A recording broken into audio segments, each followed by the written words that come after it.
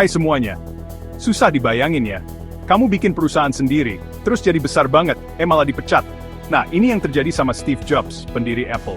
Tapi tahu nggak, dipecat itu justru awal dari kesuksesan Steve Jobs.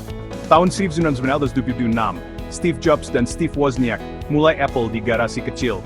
Produk pertama mereka, Apple I dan Apple II, langsung terkenal dan bikin Apple jadi perusahaan teknologi yang cepat besar. Apple keren banget waktu itu.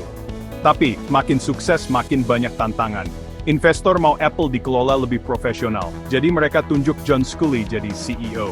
Awalnya, Jobs dan Sculley kompak, tapi lama-lama, mulai ada masalah. Jobs sukanya inovasi, Sculley sukanya untung. Beda pendapat ini bikin mereka berantem. Dan tahun 1985, Steve Jobs dipecat dari perusahaannya sendiri. Kebayang nggak, diusir dari perusahaan yang kita bangun sendiri?